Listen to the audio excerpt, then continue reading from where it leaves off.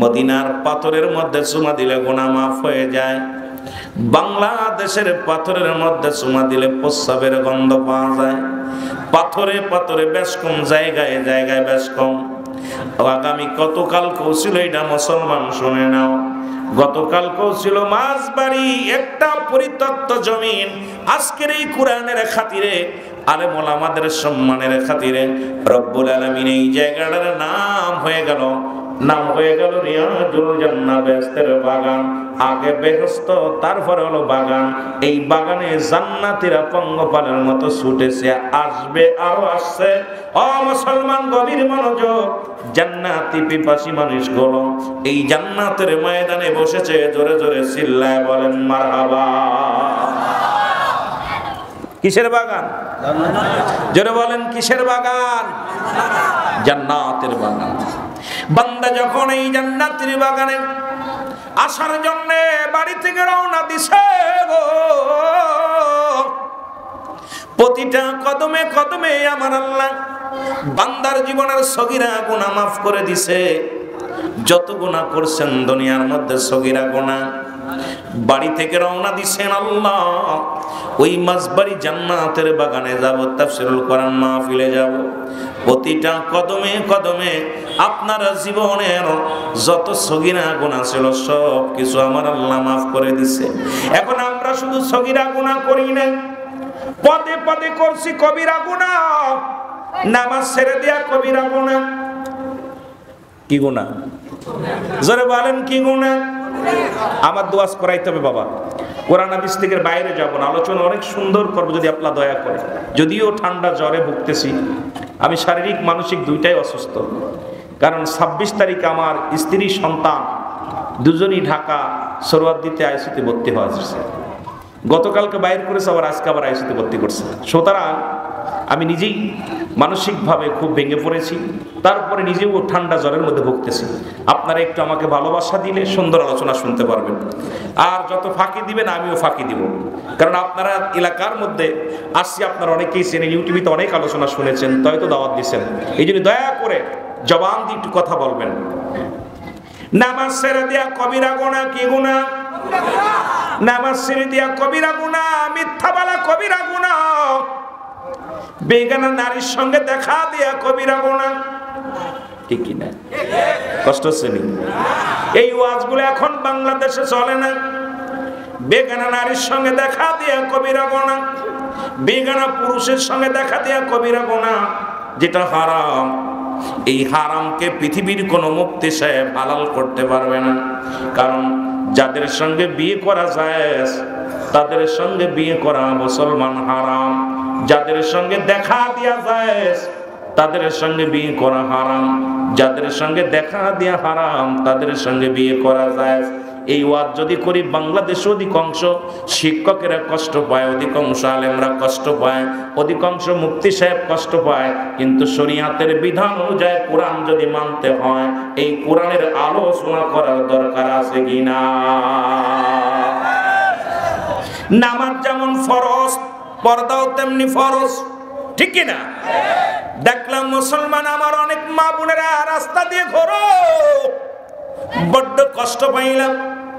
তোমাদের দাম তোমরা যদি জানতে, যেমন বাংলাদেশের জাতীয় পাখির নাম হলো দোয়েল, এই দোয়েল পাখি যদি জানতো তার দাম, যদি মর্যাদা জানতো, জীবনও ময়লার উপরে বসতো না। আমার মারা যদি জানতো তাদের দাম, তাদের সম্মান, তাদের ইজ্জত, কোনদিন বেপরদায় বাইর হতো না, বেগানা পুরুষের সঙ্গে চলাফেরা করতো না, ইসলামের বিধান মেনে চলতো, কোরআনের আইন মেনে চলতো। আজকে তারা যে আলেমদের মা, তারা নবীদের মা, তারা হাফেজদের মা, পৃথিবীর মধ্যে আমার মা গো, তোমাদের কাল্লা এত ইজ্জত দিছে, যেহেতু মাহফিলে আসছো, পর্দার ব্যবস্থা আছে, আদবের সঙ্গে বসে বড় জান্নাতের বাগানে দুইটা কথা শুনে যাও, রব্বে কারিম যেন তোমাদের উপরে রহম করে। জোরে জোরে চিল্লায় বলো মারহাবা। এখন এত গুনাহ করছেন, গুনাহগুলো মাফের দরকার আছে কি না? কত বছর মাহফিল হচ্ছে? কত বছর? 16টা বছর মাহফিল হলো। এরপরও যদি এলাকার মানুষ যদি জাহান্নামে যায়, আমি মনে করি বদনসিব, কপাল খারাপ। কারণ জান্নাতের বাগানে আসার কারণে সগীরা গুনাহ মাফ, এই জান্নাতের বাগানে বসে আল্লামা কুতুবী রাহমাতুল্লাহ বয়ান করে, দুনিয়ার মানুষ শোনো, যদি কোনো বান্দা কবরের ভয়ে, জাহান্নামের ভয়ে, কোন বান্দা যখন আল্লাহর দরবারে খাস তওবা করে আল্লাহ বলে ডাক দেয়, ওই বান্দা বিনয় হয়, নমনীয় হয়, পিছন থেকে ফিরে গুনাহগুলো আর সামনে আগাবে না। ওই বান্দা প্রতিজ্ঞা করে আল্লাহকে আল্লাহ বলে ডাক দেয়, রব্বে কারিম জীবনের সব গুনাহ মাফ করে দেয়। জোরে বলেন মারহাবা। আর একটু জোরে। তাহলে 16 বছরের মধ্যে যারা মারা গেল, এ বাবা, এরপরও যদি গুনাহগার হয়ে যায়, এরপরও যদি জাহান্নামে যায়, আমি মনে করি কপাল মন্দ। কারণ এত বড় সুযোগ, 3 দিন ব্যাপী কোরআনের মাহফিলে বসা পর গুনাহ মাফ করাইতে পারলাম না। আমার মতো বদনসিব, আমার মতো কপাল পোড়া মানুষ আর জগতের মধ্যে হতে পারে না। রব্বি কারীম। কারণ মানুষের মৃত্যু হয় 2টা টাইমে। মুসলমান শোনে না, একটা হলো রাতের বেলা, একটা হলো দিনের বেলা। দিন শুরু করেছে আমার আল্লাহ নামাজ দিয়া, রাত শুরু করেছে আল্লাহ নামাজ দিয়া। বাবারা গভীর মনোযোগ, কোরআন থেকে আলোচনা আস্তে আস্তে আমরা আগাবো, ধীরে ধীরে আমরা আলোচনা আগাবো। রাত শুরু করেছে আমার আল্লাহ নামাজ দিয়া, দিন শুরু করেছে আমার আল্লাহ নামাজ দিয়া। 1 ওয়াক্ত নামাজ কাজা গেলে 80 হুতবা পরিমাণ জাহান্নাম, যার 1 হুতবা পরিমাণ হলো 2,88,00,000 বছর জাহান্নাম। আপনারা আমার জীবন থেকে কত নামাজ চলে গেছে, এই নামাজের হিসাব যদি রব্বি কারীম ধরে, আমার মন বলে জাহান্নাম ছাড়া জান্নাতে যাওয়া সম্ভব নয়। জোরে বলেন ঠিক কিনা? আমরা নবীকে মানি কে কে? একটু হাত তোলেন। নবীকে ভালোবাসেন কে কে? আমার নবীর কাছে 1 নাম্বার প্রিয় ছিল নামাজ। কি ছিল প্রিয়? এ সারা জীবন 16 বছর ওয়াজ হচ্ছে, একটু আস্তে আস্তে আগায়। বলতেছিলাম রাসূলুল্লাহর কাছে 1 নাম্বার প্রিয় ছিল কি? জোরে বলেন কি?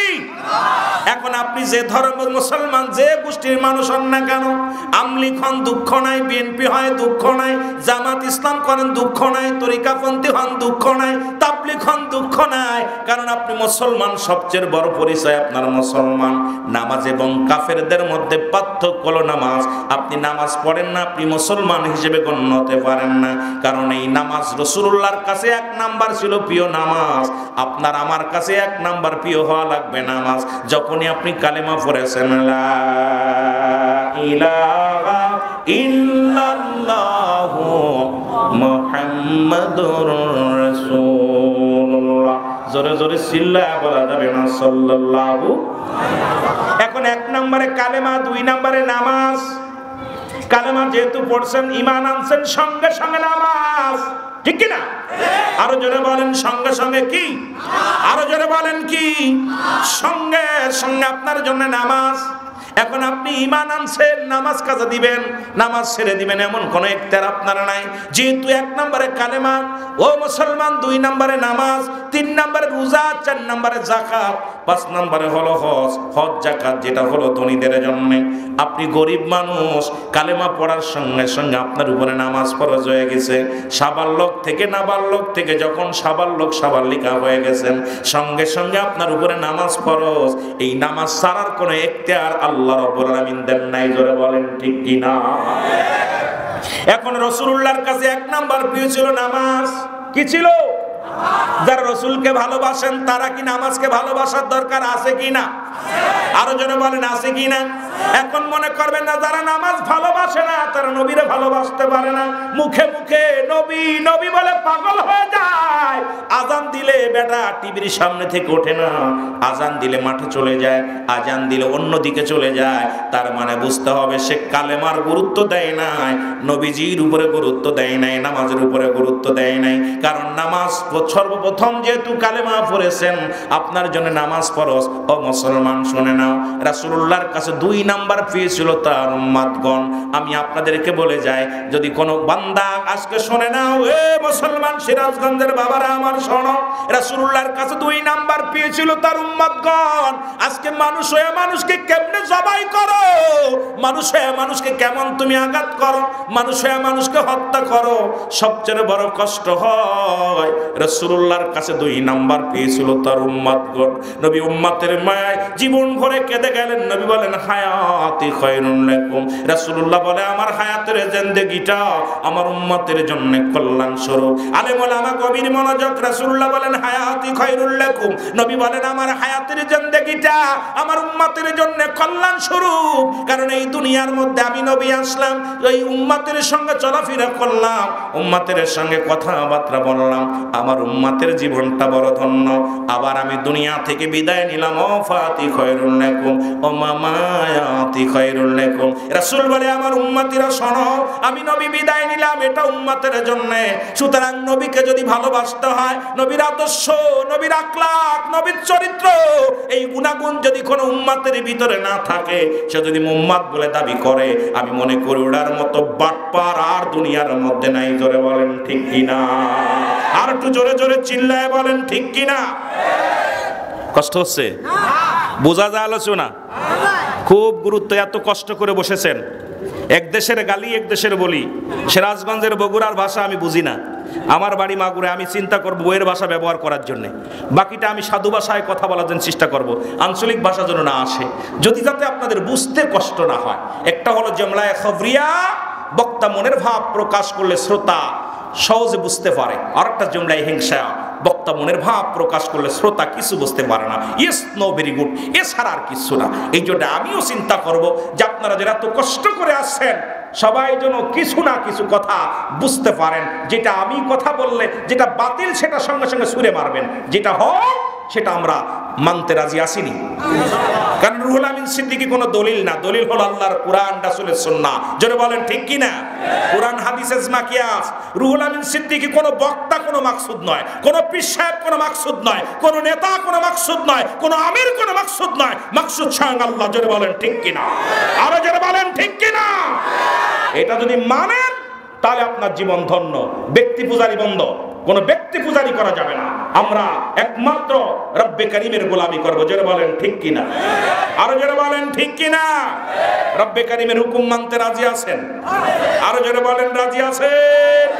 একটু মহব্বতের সঙ্গে দুরূদ শরীফ পড়েন। আল্লাহুম্মা,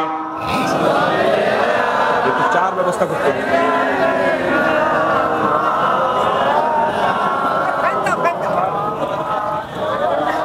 আমাদের আওয়াজ নাই, জোর নাই। এই যুবক, তোদের ওয়াজ করো, ভয় নাই তোদের। আমি আগেই বলছি, যতই আমি অসুস্থ থাকি, আপনারা ভালোবাসা দিলে। এই কোরআনটা বলছেন, আল্লাহ কি বলে? যালিকাল কিতাবু লা রাইবা ফি, কোনো সন্দেহ নাই। এটা সন্দেহ করবে কারা? অমুসলিম যারা। সন্দেহ করবে কারা? বেঈমান যারা।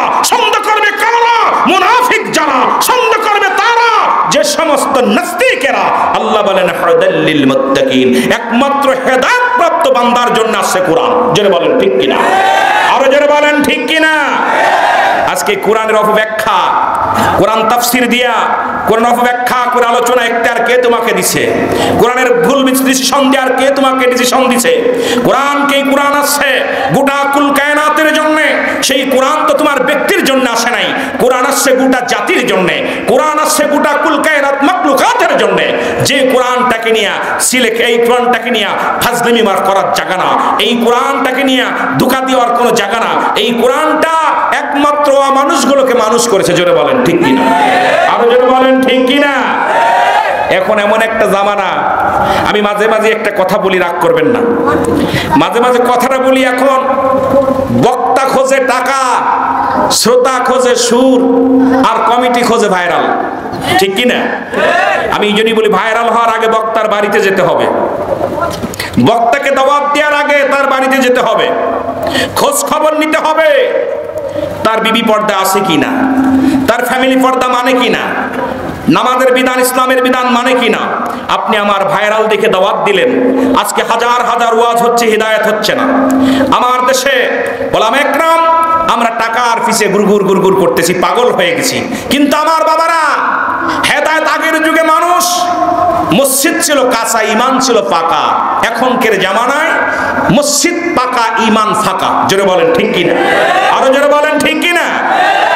আমি দুঃখের সাথে আমার বলতে হয়, অনেক আলেমের বাড়িতে গেছি, দেখছি বিবি বেপর্দা, বাড়ির ভিতরে পর্দা নাই, পর্দার বিধান নাই। আবার বাইরে যে আলোচনা করে পাগল বানায় ফেলে মানুষ। এই জন্য আমি বলি, যখনই দাওয়াত দিবেন আল্লাহর রাস্তায় কিছু টাকা খরচ করে বক্তার বাড়িতে যাবেন, আশপাশে খবর নেবেন, এরপরে দাওয়াত দিবেন। পাগল হয়ে দাওয়াত দিবেন না, যাকেই দিবেন। আমি তো আর বক্তা না, আমি তো ছোট মানুষ, গুনাহগার, পাপী মানুষ, নালায়েক। যদিও কামেল ফার্স্ট ক্লাস পেয়েছি, লেখাপড়া যতটুকু করেছি সব ফার্স্ট ক্লাস, সেকেন্ড ক্লাস পাই নাই। তবে আমার সবচেয়ে বড়, আমি সবচেয়ে গোলাম আপনাদের দোয়া ছাড়া, আল্লাহ রাব্বুল আলামিনের হুকুম ছাড়া আমার গোলামের মুখ দিয়ে কথা যেন বাইর হয় না।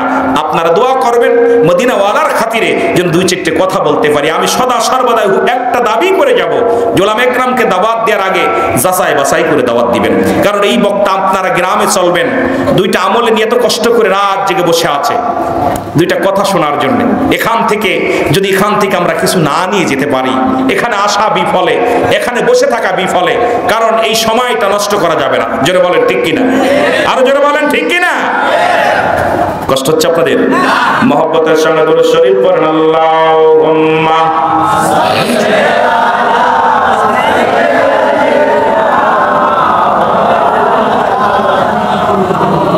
ওয়ালা আলি সাইয়্যিদিনা। এ দুনিয়ার মুসলমান,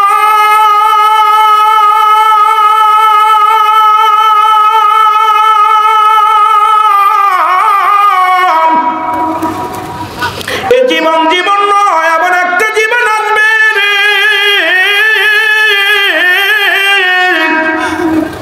যে দেশে গেলে মানুষের বিচার হয়, যে দেশে গেলে মানুষের হিসাব হয়, যে দেশে গেলে মানুষ আর কোনোদিন ফিরে আসে না। কত টাকাওয়ালা, কত বাড়িওয়ালা, কত এমপি, কত মন্ত্রীরে দেখলাম। এই দুনিয়ার মধ্যে কতই না আমার করে গেল। এই দুনিয়ার মায়া ছেড়ে সবাই বিদায় হয়ে গেল। বাবারে দুনিয়ার মধ্যে, এই জন্য আমি বলি, কার জন্য তুমি সুদ খাও, কার জন্য তুমি ঘুষ খাও, কার জন্য ক্ষমতার বাহাদুরি করো, কার জন্য তুমি মস্তানি করো। এই দুনিয়ার সম্পদ তুমি করলা, এই দুনিয়ার সম্পদ খাবে লোকে, তোমার দেহ খাবে পোকে। জোরে বলেন ঠিক কিনা? এত মস্তানি আসে কই থেকে? জীবনের প্রথম তুমি কাপড় পরেছ অন্যর হাতে, শেষ কাপড়টাও পরবা অন্যর হাতে। এত মস্তানি আসে কই থেকে রে বাবা? ঠিক কিনা? জীবনের প্রথম কাপড় পরেছেন আপনি নিজের হাতে, অন্যর হাতে। জোরে বলেন কার হাতে? অন্যর হাতে। হয় মাই নাই, শাশি নাই, খালাই নাই, দাদি নাই, ফুফো নাই, ফুপি। আবার শেষ বিদায়ের সময় আপনার গায়ের কাপড়গুলো অন্য মানুষ লাগায় দিবে, আপনার ক্ষমতা নাই। এই তো আপনার জিন্দেগি, এই তো আপনার জিন্দেগি, এই তো আপনার ভরসা, এই তো আপনার মস্তানি। আল্লাহ বলেন কুল্লু মান আলাইহা ফান। আল্লাহ কয় বান্দারে, এও বান্দা শুনে নাও, এই পৃথিবীর মধ্যে যা কিছু আছে সব কিছু আমি চূর্ণ বিচ্ছিন্ন করে দিব। খুব খেয়াল। আল্লাহ বলে বান্দারে, এই দুনিয়ার মধ্যে যা কিছু আছে গো, এই জমিনটা আমি পুরো তামা বানায় দিব। এই জমিনের মধ্যে যত পানি আছে সমস্ত পানিগুলো আমি পুরো ছাই বানায় দিব। কুল্লু মান আলাইহা ফান। সব শেষ। ওয়াজ হলো এটুকু, বেশি দরকার নাই। এ মুসলমান, 3 ভাগ পানি, 1 ভাগ হলো মাটি। আল্লাহ কয় জমিনের পানিগুলো পুরা ছাই বানায় দিব, এই জমিনের মাটিগুলো পুরা আমি তামা বানায় দিব। যেদিন কিচ্ছু বলতে কিচ্ছু থাকবে না, সেদিন থাকবো শুধু আমি আল্লাহ। কে থাকবে? আরো জোরে বলেন কে থাকবে? আল্লাহ বলে বন্ধুরে শোনো, আল্লাহ বলে শুনে নাও, শুনে নাও। যেদিন সব কিছু চূর্ণ বিচ্ছিন্ন করে দিব, সেদিন থাকবো শুধু আমি থাকবো আমার রাসূলুল্লাহর ভালোবাসা নিয়ে, যাকে রহমতের পেয়ালা দিছে। আমার আগের বক্তা বলছো, মা আরসালনাকা ইল্লা রাহমাতাল লিল আলামিন।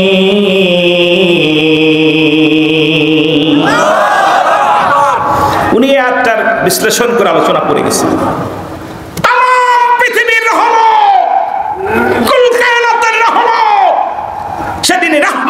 লিল আলামিনের ভালোবাসা নিয়ে থাকবে রব্বে কারীম, যেটা বলা যাবে না মারহাবা।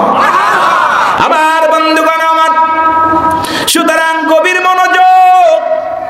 নবী বলেন আমি দুনিয়া থেকে বিদায় নিলাম রে আমার উম্মতের জন্য। মারহাবা ওফাতি খায়রুল লাকুম। আমার আব্বার কিতাব না, আমার আল্লাহর কোরআন, রাসূলের সুন্নাহ, আমার ব্যক্তিগত মত নয়। রাসূল বলে ওফাতি খায়রুল, আমার ওফাতটা মামায়াতি খায়রুল লাকুম।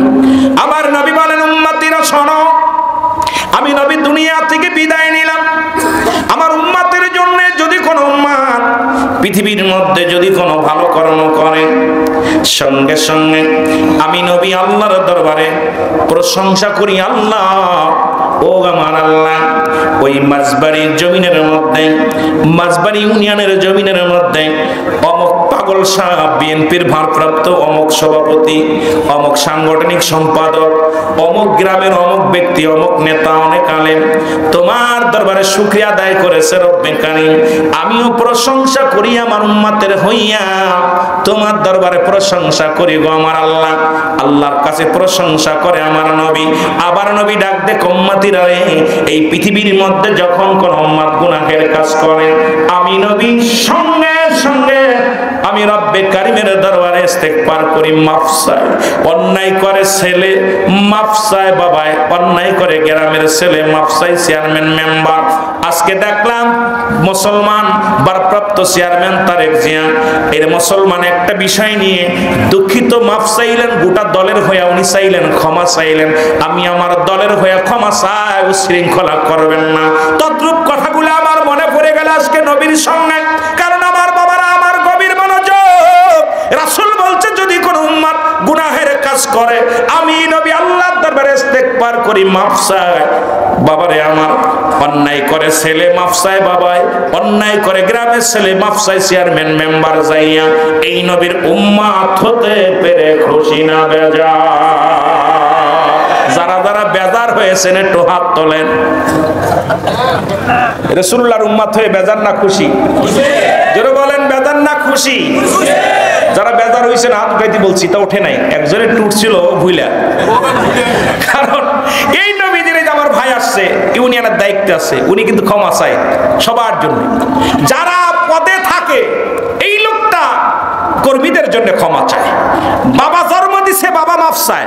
ঠিক রাহমাতুল লিল আলামিন হলো আমার আপনার কান্ডারি রহমতের নবী, রাহমাতুল লিল আলামিন আপনার আমার জন্য ক্ষমা চায়। জোরে বলেন মারহাবা।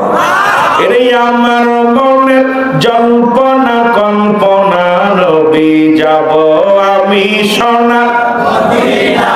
গজল গাইতে পারবো না, সময় দেবো না, কারণ গজল গায়ে আমি ওয়াজ করতে আসি, গজল গাইতে আসি নাই। তবু দুই একটা ঠাম দিব খালি যুবকদের জন্য।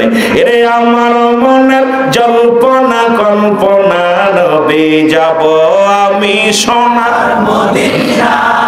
ওরে যাব আমি সোনার মদিনায়, বলো যাব আমি সোনার মদিনা। আমার মনের জল্পনা কল্পনা, নবী যাব আমি সোনার মদিনা। এর নবীজিকে ভালোবাসি, মনটাই আমার অনেক খুশি। নবীজিকে ভালোবাসি, মনটাই আমার অনেক। ওরে নবীজিকে ভালোবাসে তৃপ্তি মেটে নাও, বলো নবীজিকে ভালোবাসে তৃপ্তি মেটে না গো। যাব আমি সোনার মদিনা। আরো জোরে বলেন যাব আমি সোনার মদিনা। এরে আমার মনের জল্পনা কল্পনা, নবী যাব আমি সোনার মদিনা। এর নবীর নামে এত জাদু, ডাকিলে মনে হয় মধু। নবীর নামে এত জাদু, ডাকিলে মনে হয় মধু। এই মধু কোথাও মেলে না, বলো এই মধু কোথাও মেলে না গো। যাব আমি সোনার মদিনা। আরো জোরে বলেন যাব আমি সোনার এরে আমার মনের জল্পনা কল্পনা নবী যাব আমি সোনার মদিনা। এই মাঝবাড়ি বাসির শুধু চাওয়া নিদান কালে দিবেন দেখা, ঠিক কিনা? ওরে দয়াল নবী মায়ার নবী ভুইলা যায়ও না, বলো দয়াল নবী মায়ার নবী ভুইলা যায়ও না। না গো যাব আমি সোনার মদিনা, বলো যাব আমি সোনার মদিনা। এরে আমার মনের জল্পনা কল্পনা নবী যাব আমি। যে কথাগুলো বলতেছি দিলের কান্না লাগে, শোনো গো। নবীর কাছে 3 নাম্বার পেয়েছিল তার বিবিগণ। কি গণ? আরো জোরে, আরো জোরে। এখন আমরা মুসলমান কেমন উম্মত হইলাম, খালি পরের বউ ভালো লাগে, শালি ভালো লাগে। এ কোন চরিত্র পরিবর্তন করো। এই জন্য 5টা গুণের গুণ না দেখে বিয়ে করো না বাবা। 5টা গুণের নারী যদি বিয়ে করো, এই 5টা গুণের গুণান্বিত নারীর কথা আমি বলে যাব সর্বশেষে বাবা। এর নবীর আব্বা জান খাজা আব্দুল মুত্তালিবের কলিজার টুকরা আব্দুল্লাহ এই 5 গুণের নারী বিয়ে করেছিল, যিনি আমার নবীর আব্বা জান, আম্মা জান, আমার নবীর মা। ও মুসলমান, আম্মা জান আমেনা এর ভিতরে ছিল ওই 5টা গুণের গুণান্বিত। আজকে মাঝবাড়ির বাজানদের বলে যাব, তাফসীর মাহফিল থেকে 5টা গুণের গুণান্বিত নারীদেরকে বিয়ে করবেন। এই গুণগুলো শেষে আমি যদি ভুলে যাই, আমার কাছ থেকে শুনে নিয়ে যাবেন, আমি যেন আপনাদের মাঝে বলে যেতে পারি। রব্বে কারিম যেন দয়া করে, জোরে জোরে চিল্লায় বলো মারহাবা। এর রাসূলুল্লাহর কাছে ছিল 3 নাম্বার তার বিবিগণ। আজকে আমরা নিজের বিবি কালো হোক, নিজের বিবি বড় হোক ছোট হোক, যাই হোক না কেন, নিজের বিবিরে জীবন সঙ্গীরে জীবনের চাইতে বেশি ভালোবাসবো, অন্যদিকে নজর লাগাবো না। ও মুসলমান শুনে নাও, শুনে নাও। কারণ রাসূলের আদর্শ যদি তোমার ভিতরে থাকে, জীবনেও জীবনেও অন্য কোন নারীর দিকে তোমার নজর যাবে না। আসলে ইসলামের মধ্যে ঢুকতে পারো না। আল্লাহ বলে ইয়া আইয়ুহাল্লাযীনা আমানু, আল্লাহ যদি বলতি আইয়ুহান নাস, আল্লাহ না বলেন, আল্লাহ বলে ইমানদারেরা, বিশ্বাসীরা গো, ও ইমানদার বিশ্বাসীরা শোনো, আদখুলু ফিস সিলমি কাফা। খুব মজার একটা আয়াত সামনে চলে আসলো। আল্লাহ বলে বান্দা শুনে নাও, শুনে নাও, পরিপূর্ণভাবে প্রবেশ করে ইসলামের মধ্যে।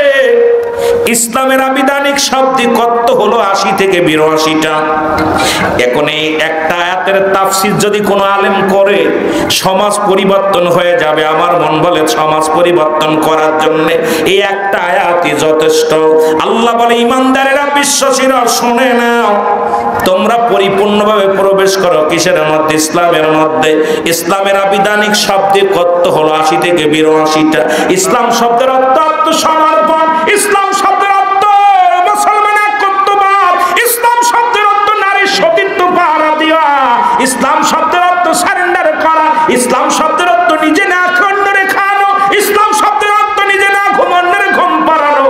আজকে ইসলামের দোহাই দিয়া সাইনবোর্ড লাগাইয়া মানুষ খুন করবা, ইসলামের দোহাই দিয়া সন্ত্রাসী করবা, ইসলামের দোহাই দিয়া জঙ্গলিবাদী কারবার করবা, ইসলামের দোহাই দিয়া এই দুনিয়ার মধ্যে নামাজ ছেড়ে চলবা, ইসলামের দোহাই দিয়া তুমি দুনিয়ার মধ্যে মূর্তি পূজা করবা, আর বলো আমি ইসলামের বিধান মানি। তোমার মতো বদমাইশের জগতের মধ্যে নাই। কারণ রাসূল বলেছেন, তিরমিজি শরীফের হাদিস, মুসলমান 3952 নম্বর হাদিস খানা যদি কারোর কাছে থাকে খুইলা দেখো। রাসূল বলছে আমার উম্মতের মধ্যে এক দল আগমন করবে, তারা নিজেরাই মূর্তি পূজা করবে, অন্যদেরকে মূর্তি পূজায় উৎসাহিত করবে। এখন 2 চোখ ধরে দেখে গেলাম আমার দেশে অনেক পীর সাহেব মুসলমান মূর্তি পূজায় লিপ্ত হয়ে গেছে। জোরে বলেন ঠিক কিনা? এবার শোন, আমি বলছি আমার আব্বার পকেট থেকে দলিল নিব না, দলিল নিব রাসূলের কোরআনের হাদিস থেকে। তিরমিজি শরীফের 3952 নম্বর হাদিস খানা, রাসূল স্পষ্ট বলে গেছে আমার উম্মতের ভিতরে একদল আগমন করবে, তারা নিজেরা মূর্তি পূজা করবে, অন্যকে মূর্তি পূজার জন্য উৎসাহিত করবে। আমি মুসলমান হয়ে উদাত্ত আহ্বান করব, কোন মুমিন হয়ে কোন শিরকি কাজ, কোন হারাম কাজ করা যাবে না। জোরে বলেন ঠিক কিনা, আরো জোরে বলেন ঠিক কিনা। আমার মনে হয় অনেকের কষ্ট লাগবে বুকের ভিতরে। যদি কোনো ইমানদার হয় সে কোনোদিন কষ্ট পাবে না। যদি কিঞ্চিত পরিমাণ ইসলামকে ভালোবেসে থাকে, কিঞ্চিত পরিমাণ যদি আল্লাহর বিধান মানে, ওই ব্যক্তি জীবনেও কষ্ট পাবে না। জোরে বলেন ঠিক কিনা, আরো জোরে বলেন ঠিক কিনা। আমি দেখতেছি কি, আজ কি দেখি রে, কি শুনি রে, কি দেখি রে, কি শুনি রে, ইসলাম আজি বাংলায় নাই। চলো রে ভাই সোনার মদিনায়, বলো চলো রে ভাই। আরো জোরে বলেন, কি দেখি রে, কি শুনি রে, কি দেখি রে, কি শুনি রে, ইসলাম আজি বাংলায় নাই। চলো রে ভাই সোনার মদিনায়, বলো চলো। আবু বকর, হযরত আলী,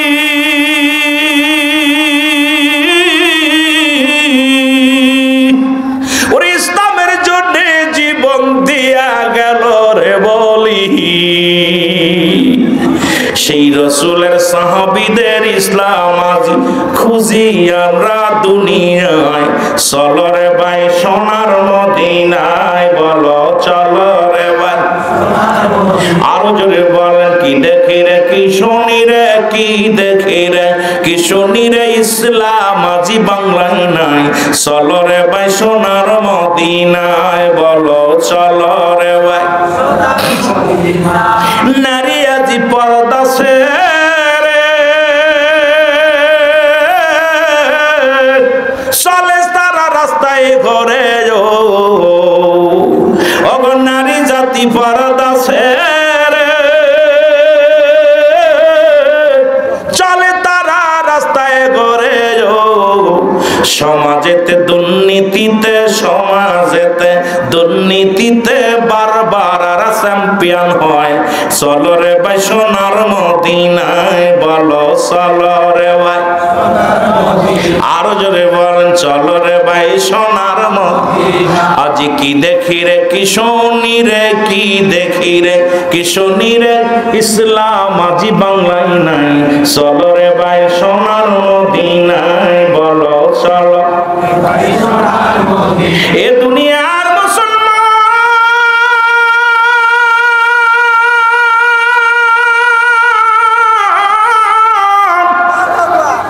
আমার আল্লাহ ডাক দেখা হাবিব, যারা চন্ড পূজা করে, যারা মূর্তি পূজা করে, যারা মূর্তি পূজারী, যারা চন্ড পূজারী, যারা মানুষ পূজারী, এদের জন্য আল্লাহ কি কয় শুনে নেন। আল্লাহ পড়েন, আমার সাথে পড়েন, বিসমিল্লাহির রাহমানির রাহিম।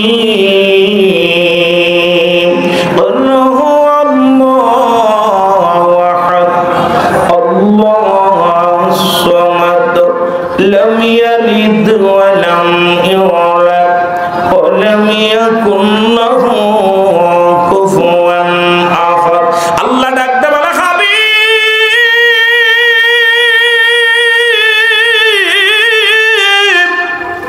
আপনি ওদের জানিয়ে দেন আমি আল্লাহ এক। এ মূর্তি পূজারীরা শোনো, ওই কবর পূজারীরা শোনো, যারা দুনিয়ার মধ্যে মানুষ পূজা করো তারা শোনো, দুনিয়ার মধ্যে যারা চন্ড পূজা করো তারা শুনে নাও। আল্লাহ কয়, হাবিব রে আমি আল্লাহ এক। আল্লাহ কয়জন? এখন কারে সিজদা দিবেন? মূর্তিরে যায় সিজদা দিবেন, গাছের যায় সিজদা দিবেন?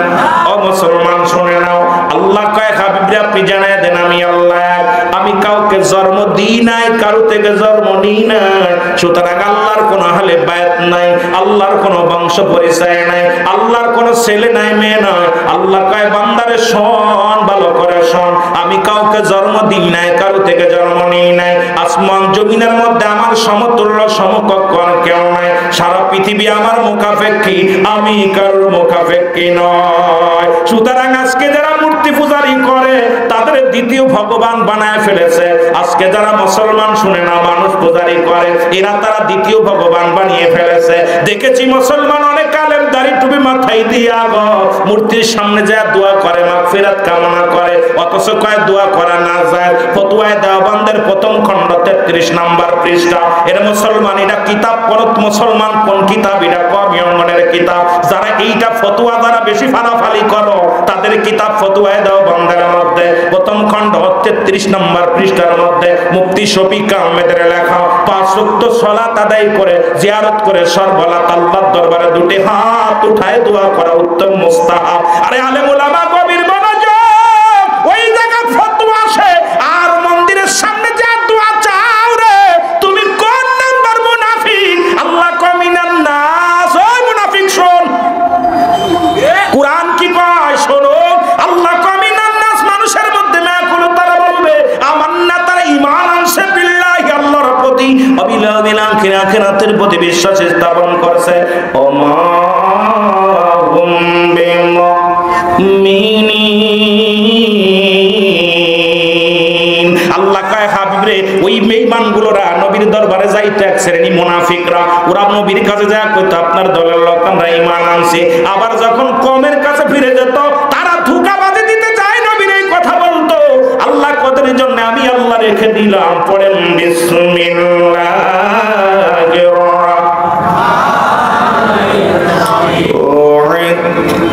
রাহমানির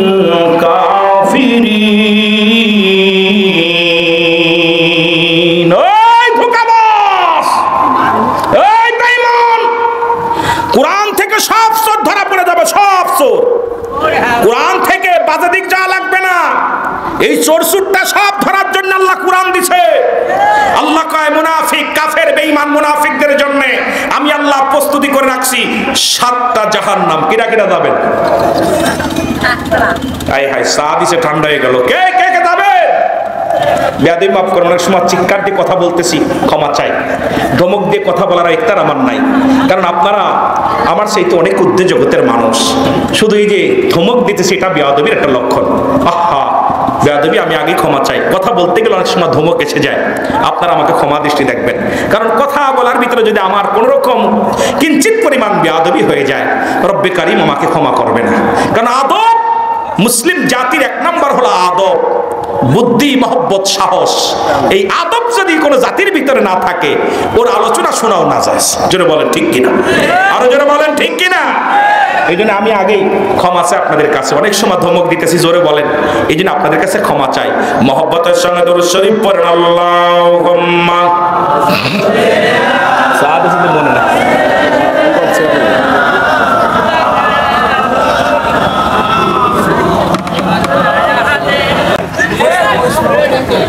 কথা বলছেন? ওই কুষ্টিয়ার লালন কি কইছে? ও তোর পিছে পিছে ঘুরছে সমন, কোন দিন গলায় পড়বে ভেরি, দেখ না মন ঝাঁক মারিয়ে দুনিয়াদারি, বলেন দেখ না মন।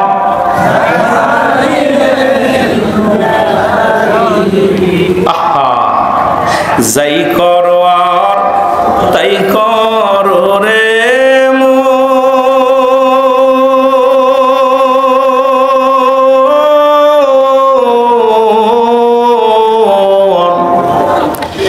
পিসের কথা রাইকো স্মরণ বরাবরই,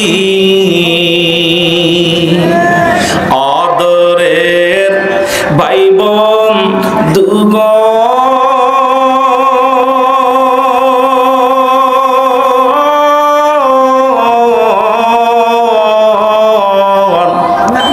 মরলে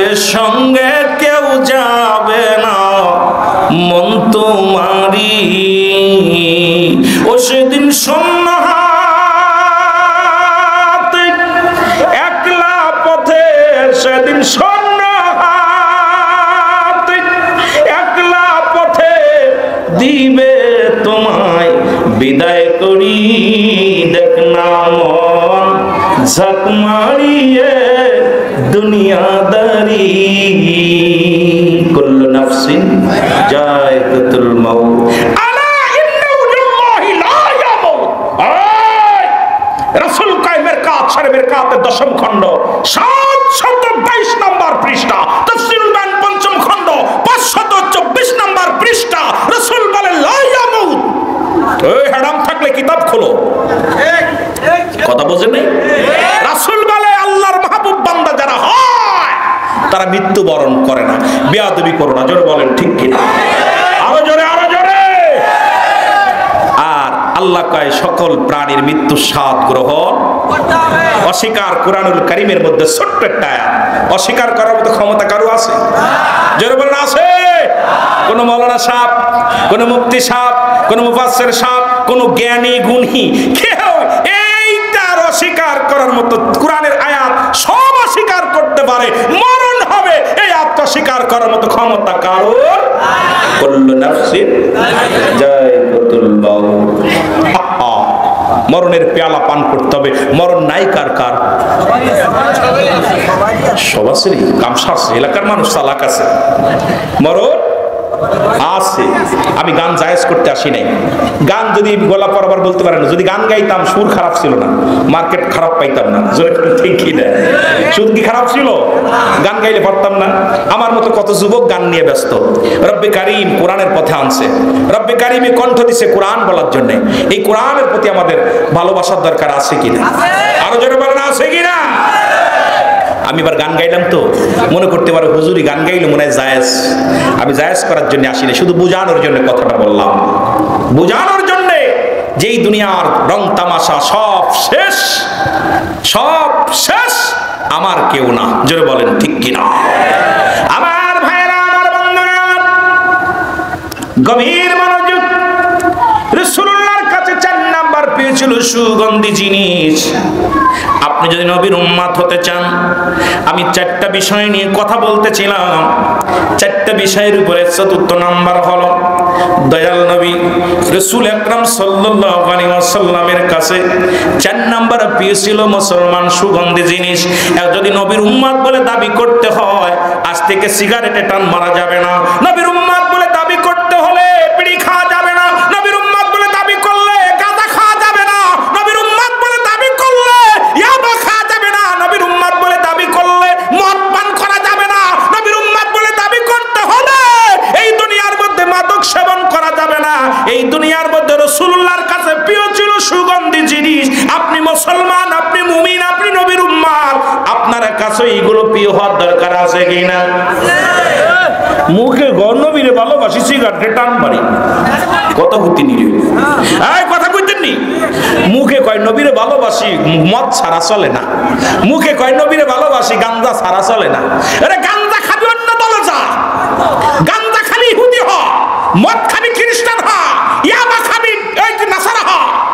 কোন মুসলমান রাসূলের আদর্শ যদি কোনো ব্যক্তি মানে, আমার রাসূলুল্লাহর কাছে 4 নাম্বার পেয়েছিল সুগন্ধি জিনিস। আজ থেকে প্রতিজ্ঞা করব আমরা মাদক সেবন করব না, তাহলে এই মাহফিল সার্থক, এই 9 বছর সার্থক। আর যদি এইটার মধ্যে থাকি, আমি মনে করি এটা কমিটির কিছু লাভ হয়েছে, বক্তার কিছু লাভ হয়েছে, শ্রোতার জীবনটা ধন্য হয় নাই। জোরে বলেন ঠিক কিনা? জোরে বলেন ঠিক কিনা? আজ থেকে মাদককে না বলবেন কে কে? একটু হাত তোলেন। যে ঘরে মাদক ঢুকছে সে ঘর শেষ, স্বামী স্ত্রী মহব্বত পালায়া গেছে। যে ঘরে মাদক ঢুকছে, আপনাদের গায়ে বান্দা মারে জবাই করে 3 টুকরা করে ফ্রিজের ভিতর রাখছে, টাকা দিতে পারে না, মাদকের টাকা।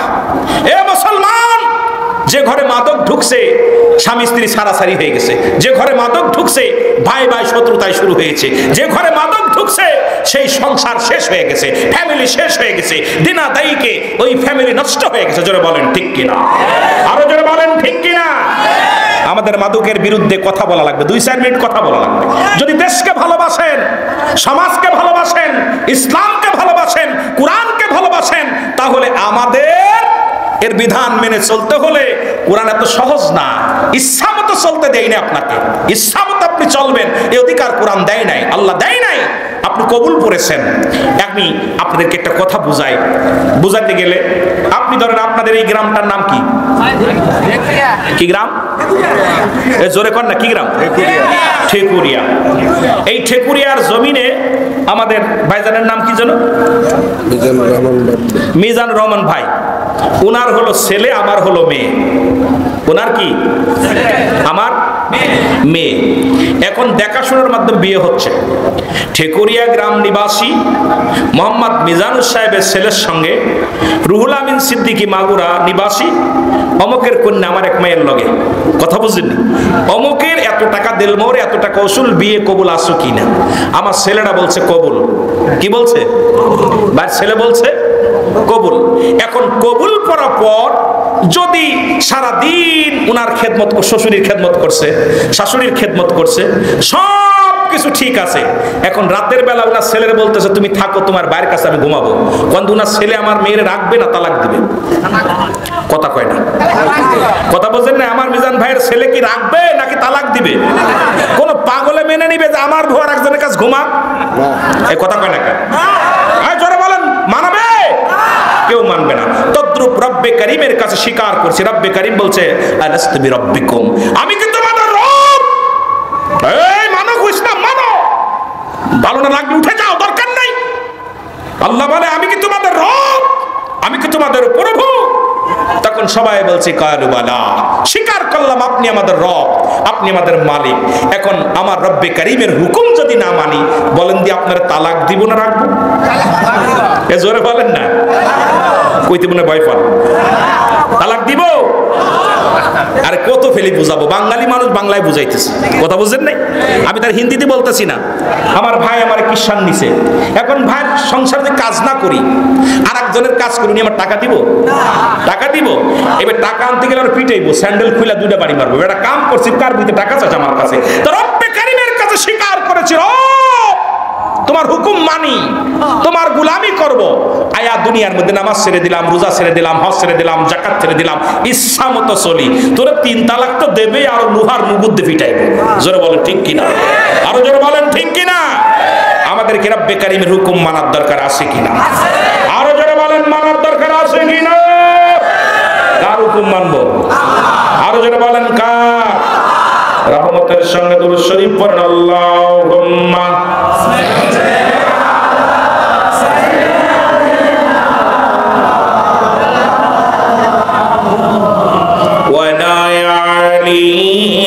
সাইয়্যিদিনা।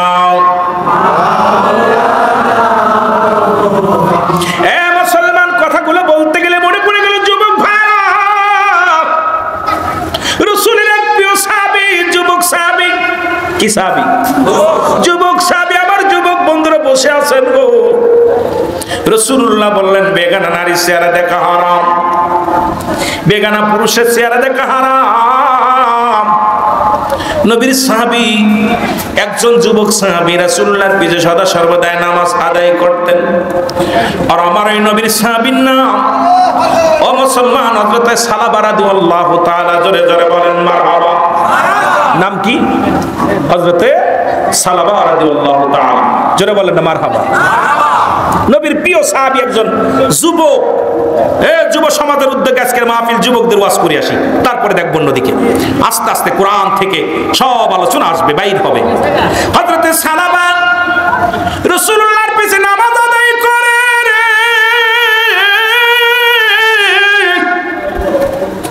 নবীর পিছে সালাত আদায় করে, আমার নবীর পিছে নামাজগুলো আদায় করে আমার সাহাবী। হঠাৎ একদিন নামাজ শেষ করে বাড়ির দিকে যাইতেছিল, হঠাৎ একটা বাড়ির মধ্যে পর্দা, বাতাস আসিয়া পর্দা সরে গেল। ভিতরে একটা নারী গোসল করতেছিলেন। এই গোসল করা অবস্থায় হযরত সালাবা রাদিয়াল্লাহু তাআলা দেখে ফেলেছে। চোখের ভিতরে মুসলমান নজরে চলে আসছে। সালাবার সঙ্গে সঙ্গে কান দুটা ধরে পথের মধ্যে বসে গেছে, কান্দে বলে, আল্লাহ, আমি চোখে জিনা করে ফেললাম। হায় আল্লাহ, আমার হাবিব বলেছে বেগানা নারী দেখা যাবে না। এখন আমি যে মেয়েটার গোসল করা অবস্থায় দেখে ফেললাম, এইটা যদি আমার নবী জানতে পারে রে, আমার নবী বড় কষ্ট পাবে, ইসলামের বড় আঘাত আসবে।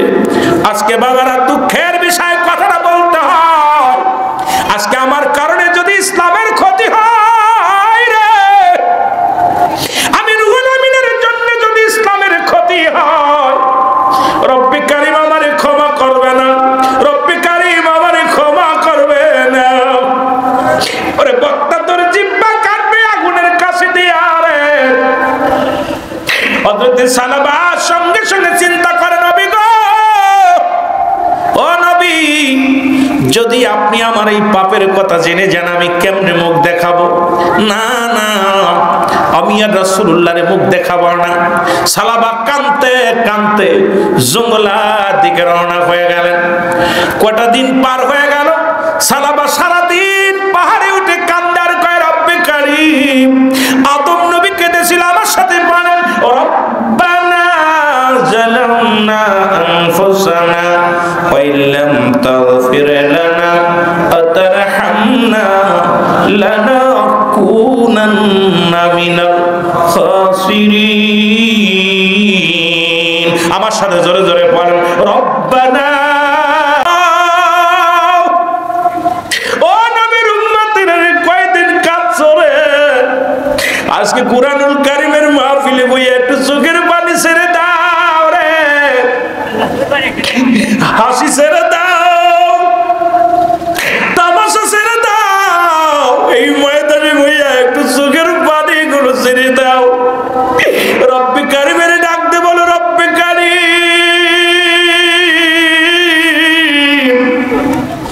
কোন মুহূর্তে যেন মালাকুল মউত চলে আসে, কখন যেন মালাকুল মউত পাঠিয়ে দাও রে, কখন যেন দুনিয়ার ছেড়ে চলে যায়। আল্লাহ, আজকের মাহফিল থেকে আমাদের ক্ষমা করে দাও, কারণ কিয়ামত পর্যন্ত নবী আসবে না, কিয়ামত পর্যন্ত তওবার দরজা খোলা। আদম নবী কাঁদতে কাঁদতে চোখের পানি পড়ে মুখের ঘাও হয়ে গেছিল, গোস্তগুলো খসে খসে পড়েছিল। তুমি আমি কয়দিন কাঁদলাম এত হাসি তামাশার জন্য কেন? 1000 বছর বেঁচে গেল, কান্না রব্বে কারীমের দরবারে। আমি আপনি 40 বছর মাত্র হায়াত, 50 বছর হায়াত, শুধু কান্দি দুনিয়ার সম্পদের জন্য।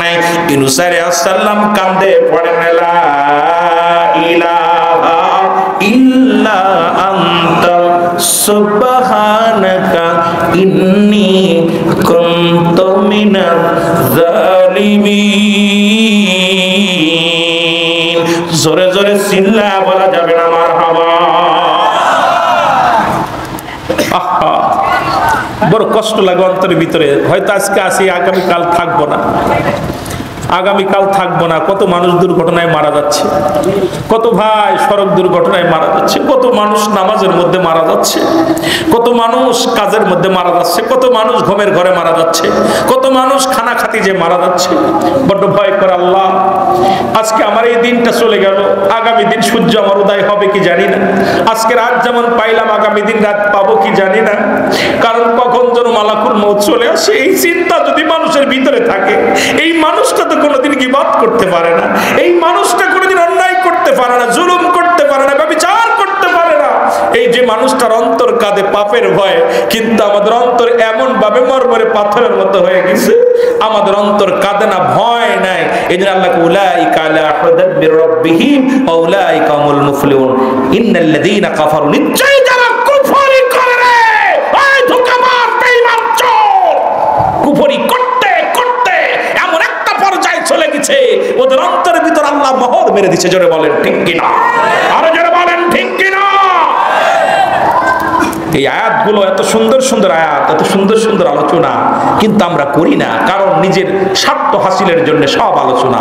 নো ভাই নো, ইসলামের স্বার্থ আলোচনা করো, কোরআনের স্বার্থ আলোচনা করো, জাতির স্বার্থ আলোচনা করো। দেখবে শান্তি, সমাজ শান্তি পাবে, মানুষ শান্তি পাবে, সুখ আসবে, শান্তিতে মানুষ বসবাস করতে পারবে। জোরে বলেন ঠিক কিনা? আরো জোরে বলেন ঠিক কিনা? কষ্ট হচ্ছে আপনাদের?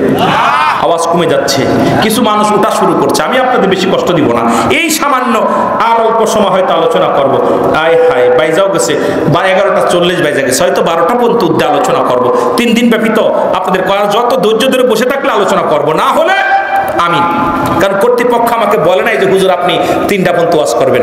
আমার কর্তৃপক্ষ ভাই অনেক ভালো, কমিটির ভাইরা অনেক ভালো, আমাকে বলে নাই। আমি বললাম ভাই কোনো সাবজেক্ট আসেনি, কয় না ভাই আপনার ইচ্ছা মর্জি। সুতরাং আমিও আপনাদের কিছু জ্ঞান, একদম ক্লাস 1-এর যে জ্ঞান, সেই জ্ঞানটা আপনাকে দিতেছি। আমি 2 ক্লাস পড়ার জ্ঞান আমার নাই, এই জন্য আমি তো এত বড় জ্ঞানী না। যেটুকু পারি, অ্যারিস্টটল, সক্রেটিস উনি বই লিখে বললেন, নো মাইসেলফ, নিজেকে নিজে চিনতে হবে, মানাফুন নফস, নিজের নফসকে চিনতে হবে, কলবুস সালিম, আত্মাটাকে প্রসিদ্ধ করতে হবে। আমার অন্যকে চিনার সময় নাই, নিজকে নিজে চিনতে পারি নাই। জোরে বলেন ঠিক কিনা? আরো জোরে বলেন ঠিক কিনা? আমি তো নিজকেই নিজে চিনতে পারি নাই। মহব্বতের সঙ্গে দুরূদ শরীফ পড়েন, আল্লাহুম্মা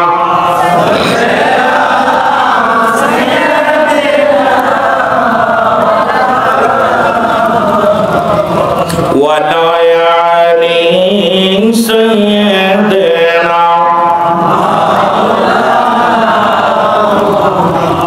হযরত সালাবা রাদিয়াল্লাহু তাআলা উনি কি করলেন? রওনা দিয়ে চলে গেলেন পাহাড়ের মধ্যে। একদিন নয়, দুদিন নয়, অজানা কানছে, রব্বে কারীম আমাদের তুমি মাফ করে দাও, মাফ করে দাও। নবীজির কাছে জিবরিল আমিন এসে বলে, ইয়া রাসূলুল্লাহ, ইয়া হাবিবাল্লাহ, প্রতিদিন আপনার যুবক সাহাবী 5 ওয়াক্ত সালাত আপনার পিছে আদায় করত। নবী গো আজ কয়টা দিন আপনার পিছে আসেন, একটু সালামের দিকে নজর দেন। নবীজি সালাম ফিরা ডাক দিয়ে বলেন, নবীর সাহাবীদের নবীজি ডাক দিয়ে বলেন, সাহাবীরা রে, ও আমার সাহাবীরা, তোমরা কি আমার সালাবার খবর রাখো গো? তোমরা কি আমার সালাবার সংবাদ জানো? সাহাবীরা বলে, না হুজুর জানি না। নবীজি বললেন, সাহাবীরা রে, খবর নাও, আমার সালাবাজে আজ কদিন নামাজে আসে না, একটু খবর নাও, তাড়াতাড়ি খবর নাও। বাড়িতে খবর নেওয়া হলো। সালাবার বাবা বলে, হুজুর আমি জানি না। মা বলে, আমি জানি না। কেউ সালাবার খবর জানে না। রাসূলুল্লাহ টিম বানায়া দিলেন। রাসূলুল্লাহ বলেন, ও আমার সাহাবীরা, ডাক দিয়ে বলেন, হযরত আবু বকর সিদ্দিক রাদিয়াল্লাহু তাআলাকে ডাক দিয়ে বলেন, এ আবু বকর শোনো, এ ওমর শোনো, এ উসমান, এ আলী, তোমরা 4 জনই আমার কাছে আসো। 4 জন সাহাবী রাসূলুল্লাহর কদমের মধ্যে আসলেন। রাসূলুল্লাহ বলেন, আবু বকর রে, তুমি আমার আলীর সঙ্গে করে তুমি আমার আলীরে নিয়ে চলে যাবা। কোথায় রে? খোঁজের জন্য রওনা হয়ে যাবা, দেরি করো না।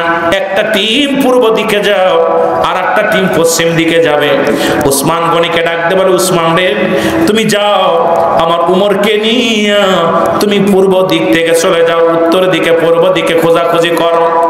তন্ন তন্ন করে খোঁজাখুঁজি করলেন, নবীর সাহাবীরে নবী পায় না। ফিরে আসলেন, সবাই এসে বলি, ইয়া রাসূলুল্লাহ, ইয়া হাবিবাল্লাহ, আমরা সালাবার কোনো খবর পাই না, সালাবার কোনো সন্ধান পাই নাই। আমার নবী ডাকতে বলে, সাহাবীরা রে, আমার কি শুনাইলা? তোমরা খবর নেও, না জানি কাফের বেঈমানেরা হত্যা করে ফেলেছে আমার সালাবারে। আমার যুবক সাহাবী,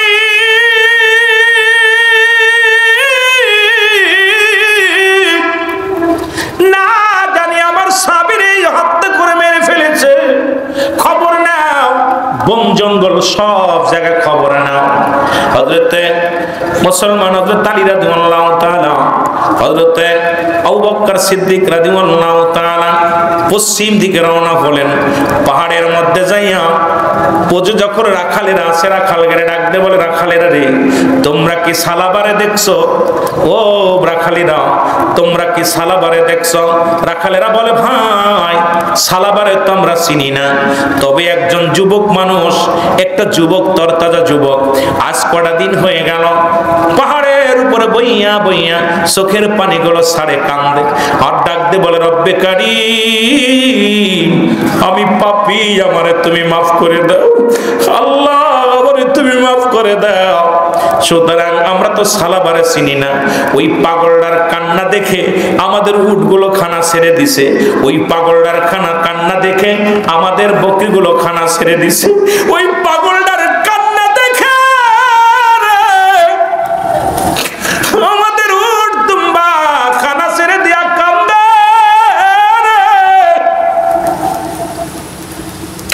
হযরত আলী বলে, ভাই আবু বকর রে, চলো যায়, নিশ্চিত আমাদের সালাবা, কারণ সালাবার কান্দন দেখে রে বনের পশুগুলো খানা ছেড়ে দিছে। ও মুসলমান শুনে না, রাখালদের কমান্ডার এসে বলে, ভাই তোমার তো চিনি না, তবে আমরা ওর কান্না দেখে দেখে হাঁটতে পারে না রে, জমিনের মধ্যে দুলে দুলে পড়ে যায়, পাহাড়ে উঠতে পারে না। সকালবেলা পাহাড়ে ওঠে, সারাদিন রাত 24 ঘন্টা ওই কান্দনগত সাহাবীদের নাম কান্দনগত সাহাবী। এ ভাই, আমরা ওনার দুর্বলতা দেখে আমরা বকরির দুধ দহন করে নিয়ে একটা পেয়ালার মধ্যে দিয়েছিলাম। সালাবার কান্না এত জোরে কান্না করেছে, কানতে কানতে চোখের পানি আর দুধ আর পানি একাকার হয়ে গেছে। একটু পানিও পান করে নাই, একটু দুধও পান করে নাই। ওনার এত কান্না আমরা জীবনে কোনোদিন দেখি না। হযরত মুসলমান হযরত আলী রাদিয়াল্লাহু তাআলা ডাকতে বলে, ভাই আবু বকর রে, তাড়াতাড়ি চলো, নিশ্চিত আমাদের সালাবা। চলে গেলেন মুসলমান পাহাড়ে, যা দেখেন সালাবা সিজদার মধ্যে পড়ে কান্দে, রব্বে কারীম, আমারে কি তুমি মাফ করছো রে?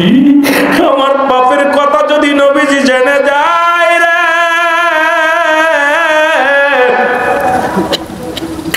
আমার পাপের কথা যদি আমার রব্বে কারীম যদি আমার হাবিবরে জানায় দেয়, আমি কেমনে মুখ দেখাইব রে?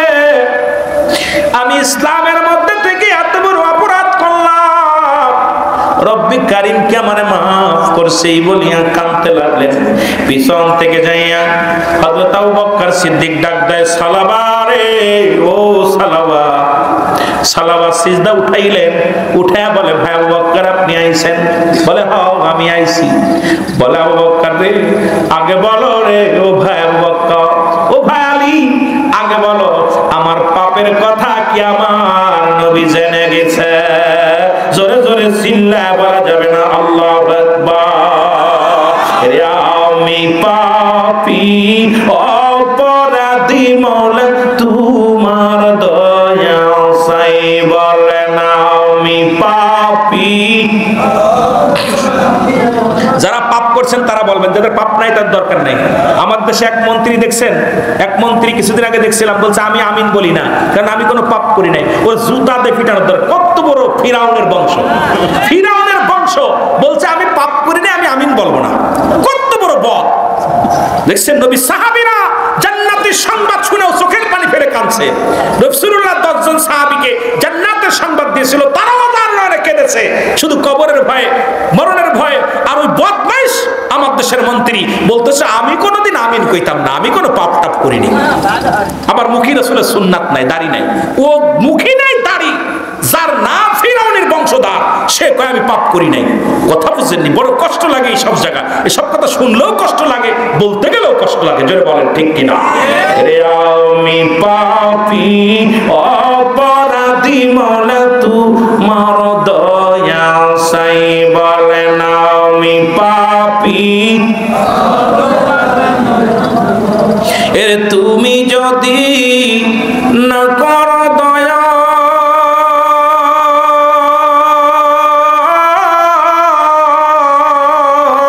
আল্লাহ তুমি যদি না করো, আমি পাপী।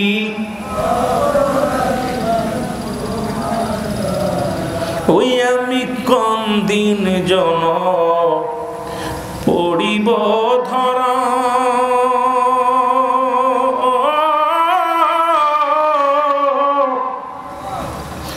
যারা ছিল আপন জনে কেউ দিবে না রে পাহারা, ওরে যারাই আমার আপন গো ছিল কেউ দিবে না পাহারা। অন্ধকারে নির্জন কবরে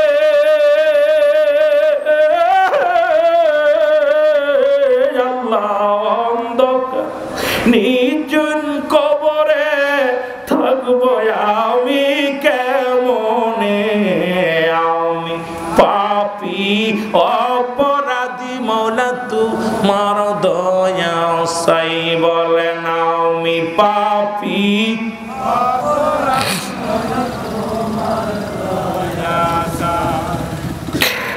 আমি জনম বরে করছি অপরাধ।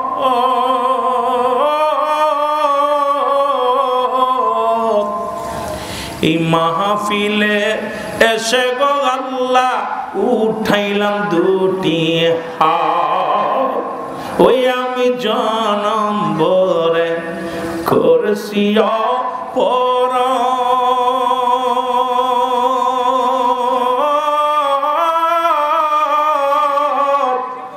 এই মাহফিলে এসে গো আল্লাহ উঠাইলাম দুটি হাত, ক্ষমা করো পাপী আমি আল্লাহ, ক্ষমা করো পাপী আমি, করুণা চাই তোমারি, বলো পাপী আমি করুণা চাই তোমারি, আমি পাপী। আরো জোরে বলেন আমি পাপী। এ দুনিয়ার মুসলমান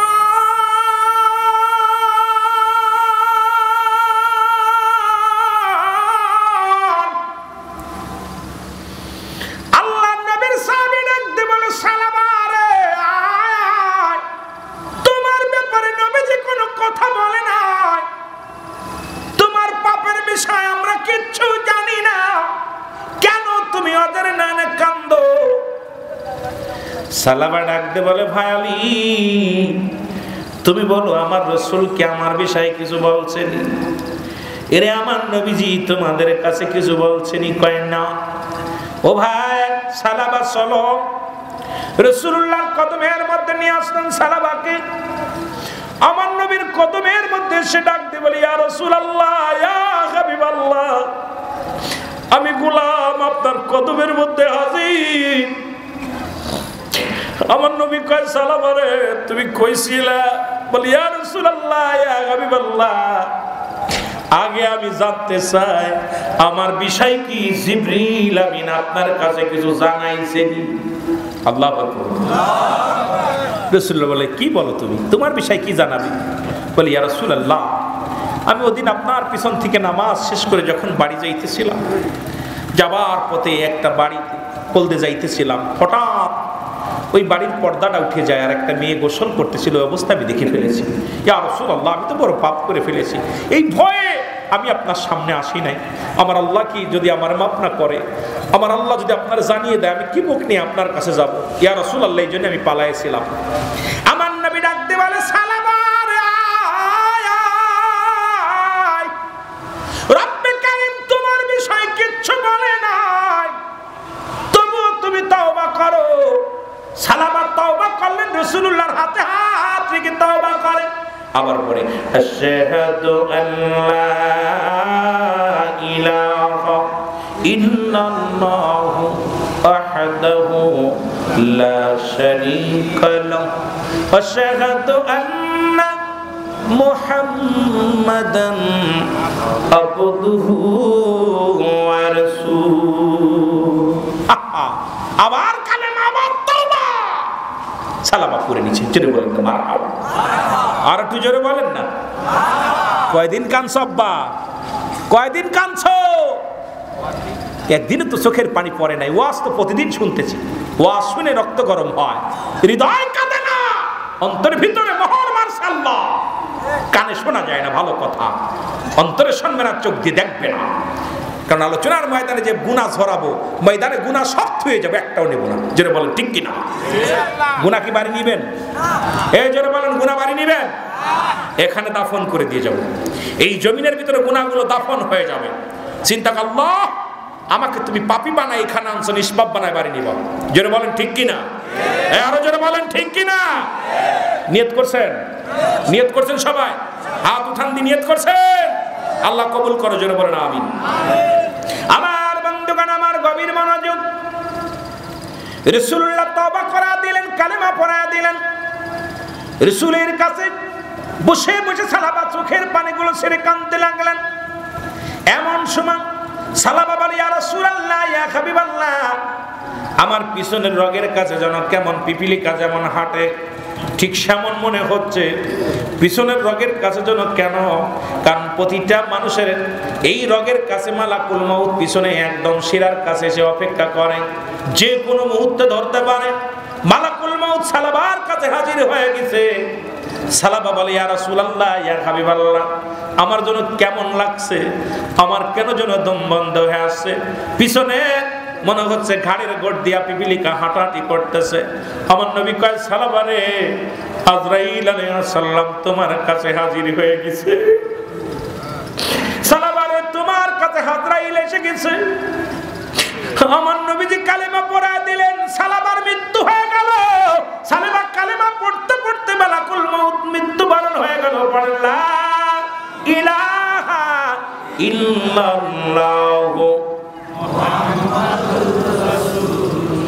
সাল্লাল্লাহু আলাইহি ওয়াসাল্লাম।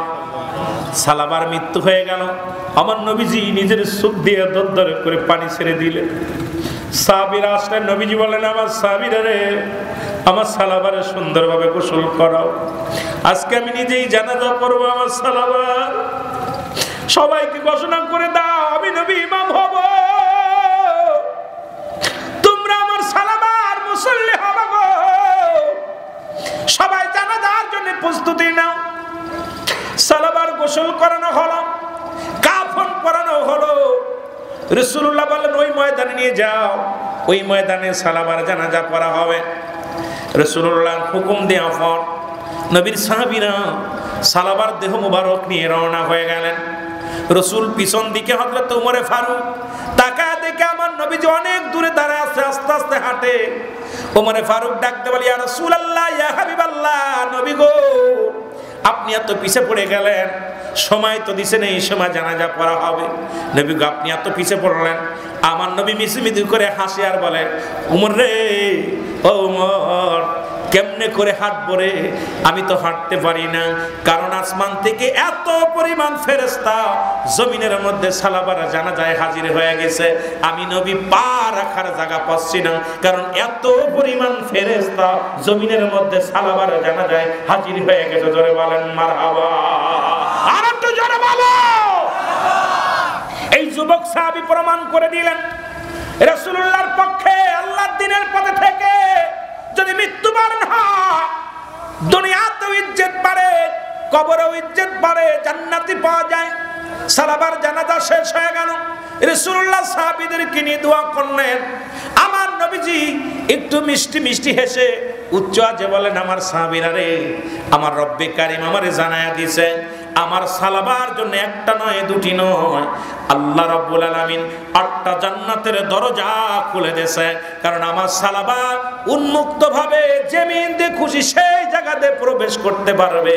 কারণ আমার সালাবা ইসলামের মধ্যে এমন ভাবে প্রবেশ করেছিল, এই পাপকে এত ভয় করত, এই দুনিয়ার মধ্যে পাপটাকে কখনো প্রাধান্য দেয় নাই। আজকে আমরা যুব সমাজ প্রতিনিয়ত পাপ করতেছি, যুব সমাজ পাপের দরিয়ার মধ্যে ডুবে গেছি। আমি যুবকদের হাতে ধরে বলে যাই, যুবক পাশে ইবাদত আল্লাহর দরবারে অনেক প্রিয়। কারণ 18 বছরের যুবক আর 16 বছরের যুবতী যাবে আল্লাহর জান্নাতে, আর যুবকদের জান্নাতের সরদার হবে আল হাসান আল হুসাইন। সুতরাং আজকে যুব সমাজের উদ্যোগে আজকের এই মুসলমান 3 দিন ব্যাপী তাফসীরুল কোরআন মাহফিল থেকে শপথ গ্রহণ করব, আমরা যুবকরাই পারি সমাজ পরিবর্তন করতে। যুবক দল যেদিকে যাবে যুব সমাজ এই দিকেই মুসলমান, এই দিকে জয় হবে মুসলমান। আজ থেকে প্রতিজ্ঞা করব, এই সমাজের মধ্যে কোনো পাপ হতে দিব দিব না। আজ থেকে প্রতিজ্ঞা করবো বেনামাজিকে নামাজের জন্য আহ্বান করবো।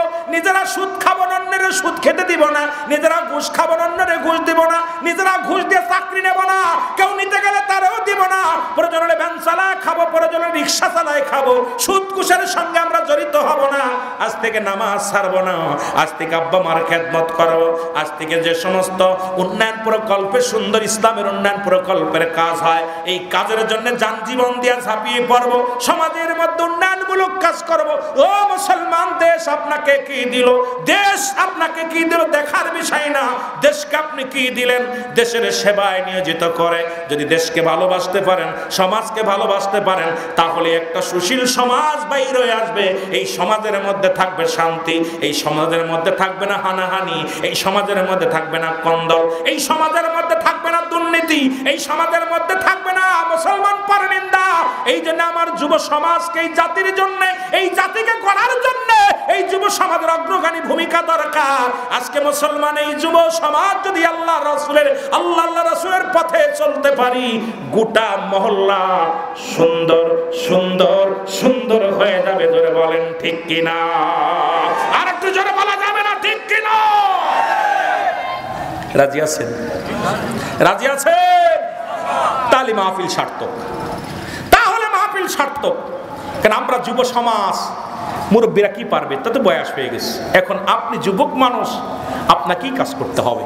আর আমাদের এইটা দেখে অনেক মুরব্বীরা পরিবর্তন হবে। দেখবে আহারে আমার সমাজে যুবকরা গান বাজনায় নাই, সিনেমা থিয়েটারে নাই, বেপর্দা নারীর সঙ্গে নাই। আমার যুব সমাজ আল্লাহ রাসূলের জন্য পাগল, দিনের পথে পাগল। একটা অবিবাহিত নারী তার সহযোগিতা এক গরিব অসহায়ের পাশে দাঁড়াইতেছে। রাস্তাঘাট আমি দেখে আসছি, আপনি আশ্চর্য হয়ে যাবেন। ওই আপনার গেছিলাম পার্বতী চট্টগ্রামে। আমি আলোচনার ময়দান আমাদের থেকে মনে হয় 7 কিলো 8 কিলো দূরে। মাহফিলের যুব সমাজ ওরা নিজ হাতে মাটি কেটে রাস্তা বাঁধছে। আমি গেছি, করছে হুজুর আমরা এই 1 মাস ধরে মাহফিলের জন্য নয়, একটা মাস এই রাস্তা কেউ করে নাই। আমরা পাহাড়ি অঞ্চল যেতে পারি না। আমরা যুব সমাজ প্রতিনিয়ত আমরা সকাল ফজরের নামাজ পড়ে চলে আসি, 10টা 11টা পর্যন্ত মাটি কাটি, কেটে কেটে রাস্তা বানিয়েছি, এত সুন্দর। আমি আশ্চর্য হয়ে গেলাম। কয় ভাই তোমাদের চেয়ারম্যান মেম্বার নাই? কয় পরিবর্তন করতে হলে যুবকদের অগ্রগামী ভূমিকা পালন করার দরকার আছে কিনা? আরো জোরে বলেন আছে কিনা?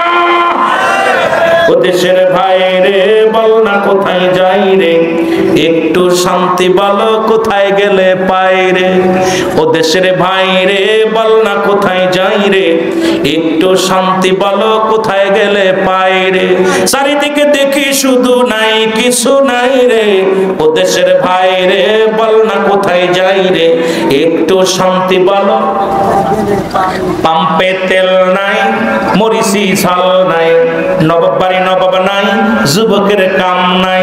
চারিদিকে দেখি শুধু নাই কিছু নাই রে, চারিদিকে দেখি শুধু নাই কিছু নাই রে।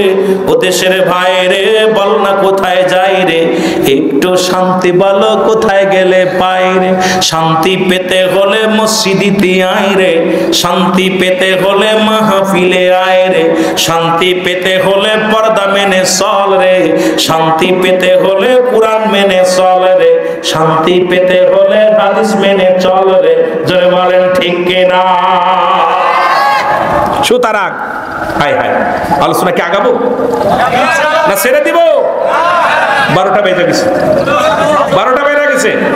বলতেছিলাম ওই 5টা গুণের গুণান্বিত, এইটা বলে আমি শেষ করব। মনে আছে? মনে আছে? আমি বলছি আপনাদেরকে একটা বিষয়ের উপর কথা বলতে গেলে অনেক সময় লাগবে। এর মুঠভাট 2-1 ঘন্টায় আপনাদের কিছু দিতে পারবো না। এই জন্য আমাকে দরকার ইশার পর থেকে প্রতিদিন 3 দিন ব্যাপী আমি বলবো বক্তাদেরকে, কমিটিকে বলবো 3 দিন 3টা বক্তা উঠাবেন। ওই ঈশান নামাজ পড়ে 3 ঘন্টা 3.5 ঘন্টা একাধারে একটা বিষয়ের উপর আলোচনা করলে আমার ভাইয়েরা কিছু পাবে, সমাজের মধ্যে কিছু দিতে পারবেন। আপনি সাবজেক্ট আজকে যা করছেন এই কাজ করবেন না, সাবজেক্ট ধরাই দিবেন। বলবেন ভাই আপনি এই বিষয়ে কথা বলেন, ভাই আপনি এই বিষয়ে কথা বলেন, ভাই আপনি এই বিষয়ে কথা দেখবেন। ওই বিষয়ের উপরে এবছর 3 জন 3 বিষয়ে কথা বলবে, আগামী বছর 3 জন 3 বিষয়ে কথা বলবে, তারপরের বছর 3 জন 3 বিষয়ে কথা বলবে। প্রতিটা আমাদের পরিপূরক হয়ে যাবে। জোরে বলেন ঠিক কিনা? আমি আজকে যেটা করলাম আগামী দিনে ওই বক্তা যে এটাই করে তাহলে তো লস। এই জন্য আমাদেরকে বিষয়ভিত্তির উপরে আপনারা একটু নজর দিবেন। আপনার মাহফিল কমিটির ভাইদের কাছে আমার করজোরে দাবি থাকবে, একটা বিষয়ের উপরে বক্তাদেরকে সাবজেক্ট দিয়ে দেবেন, এই সাবজেক্টের উপরে আলোচনা করেন। কারণ আমাদের যেটা প্রয়োজন সেই সাবজেক্টের উপরে কথা বললে দেখবেন না সমাজ প্রতিদিন আমার ভাইয়েরা কিছু শিখতে পারবে। জোরে বলেন ঠিক কি না? মনে হচ্ছে বাইরে মানে এই পক্ষে না, আপনারা আমার কথার পক্ষে না। আপনি পরামর্শ দিতেছি, মানা না মানা আপনাদের ব্যাপার। কি কন? 5টা গুণাগুণ। ও যুবক, কয়টা গুণ? এ রাসূলের বাবা, এ রাসূলের মা, রাসূলের বাবার নাম আব্দুল্লাহ। নাম কি? আব্দুল্লাহ। মার নাম কি? আমিনা। এই আমিনার ভিতরে ছিল 5টা গুণ। কয়টা গুণ? জোরে বলেন কয়টা গুণ? বাদশা মুসলমান শুনে নাও, যিনি অদ্য পৃথিবীর খলিফা। এ মুসলমান শোনো, এই মুসলমান এই সিংহাসন যারা দান করেছিল বাদশা পয়গম্বর সুলাইমান। সুলাইমান এই 5টা গুণের নারী তালাশ করেছিল, পেয়েছিল 4টা গুণের নারী, 1টা গুণ পায় নাই। সারা পৃথিবী ঘুরে মাত্র 4টা গুণের নারী পেয়েছে। আমি আপনাদেরকে, যারা বিয়ে করেন নাই একটু হাত তুলে দেখান, যারা বিয়ে করেন নাই। যারা বিয়ে করেন নাই একটু হাত তুলে দেখান, কারা কারা বিয়ে করেন নাই। এই বিয়ে করেন নাই কিনা হাত তোলো।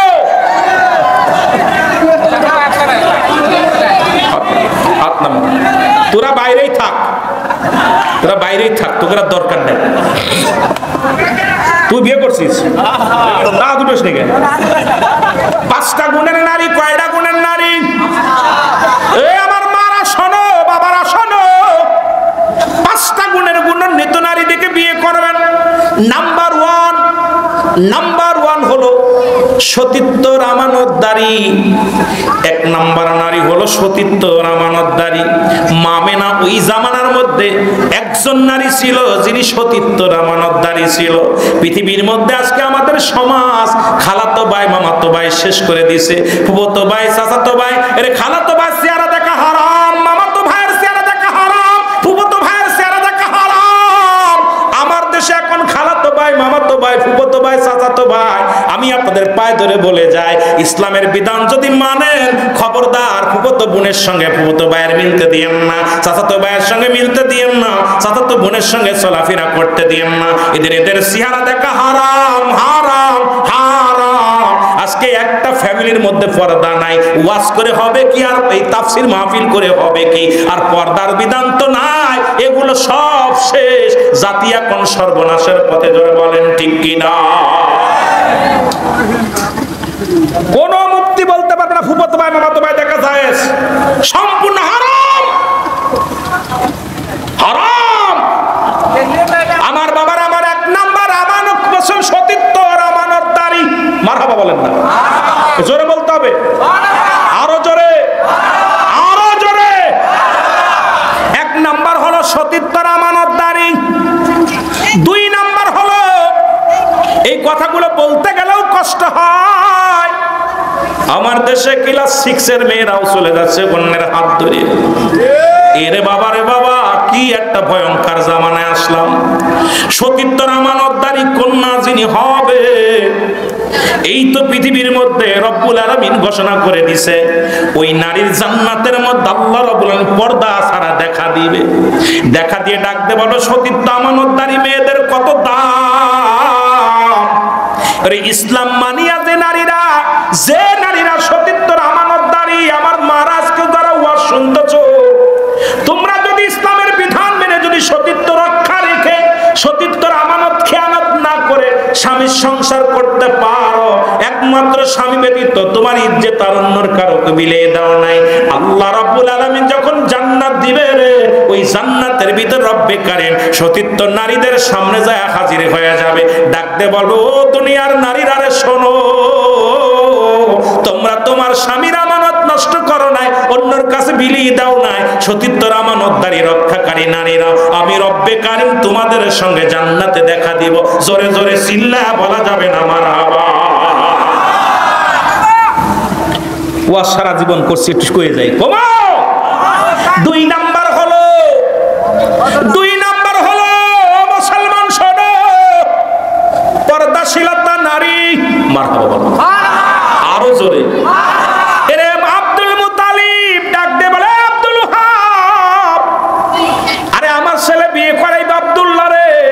আব্দুল মুতালিব ডাক আব্দুল ওহাব ডাক দে কয় আব্দুল মুত্তালিব রে, এমন একটা কন্যা আল্লাহ আমারে দিছে, আজ পর্যন্ত কারোর মুখ দেখে নাই, বেগানা পুরুষের চেহারা দেখে নাই, কেমন পর্দাশীলতা মেয়ে, এই মক্কা মদিনার জমিন আর কেউ নাই রে ওহাব।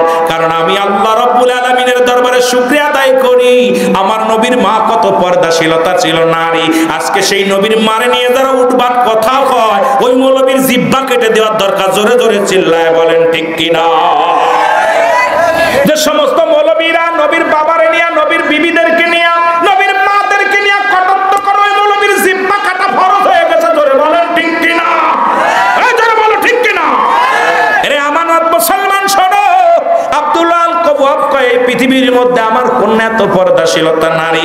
3 নাম্বার হলো মুসলমান, যে বললাম যেমন নামাজও ফরজ, পর্দাও ফরজ, পর্দার বিধান কত সুন্দর মানছে রে মুসলমান, শুনে নাও। 3 নাম্বার হলো আমলদারি নারী। জোরে বলা যাবে না আমার বাবা? আব্দুল ওহাব কয় আব্দুল মুত্তালিব, আরে আল্লাহ আমারে এমন একটা কন্যা দিছে রে, রাত যখন হয়ে যায় প্রভুর দরবারে সিজদায় মেতে থাকে রে।